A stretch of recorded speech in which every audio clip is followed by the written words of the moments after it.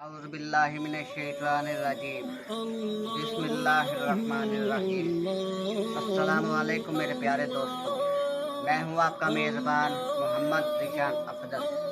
मेरे प्यारे दोस्तों, आज मैं अपनी इस वीडियो में हम सब लोगों की इस्लाह के लिए हज़रत मोहम्मद सल्लल्लाहु अलैहि वसल्लम की चंद अहदीस मुबारक लेकर आया हूँ, जो कि हमारी ज़िंदगी में बहुत काम आ सकती हैं, जिससे हम सब लोगों की इस्लाह हो सकती है। तो चलिए चलते हैं हम अपनी पहली हदीस की तरफ।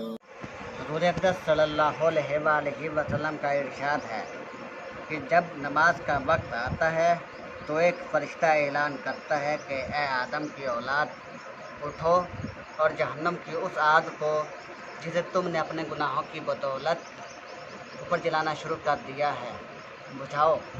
चनाचा दीनदार लोग उठते हैं, वज़ू करते हैं, ज़ोहर की नमाज़ पढ़ते हैं, जिसकी वजह से उनके गुनाहों की सुबह से ज़ोहर तक की मग़फ़िरत कर दी जाती है।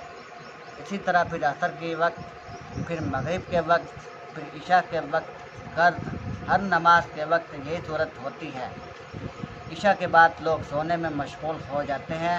इसके बाद अंधेरी रातों में बाद लोग बुराइयों यानी ज़िनाकारी, बदकारी, चोरी वगैरह की तरफ चल देते हैं और बाद लोग भलाइयों यानी नमाज, वजीफ़ा, ज़िक्र की तरफ चलने लगते हैं।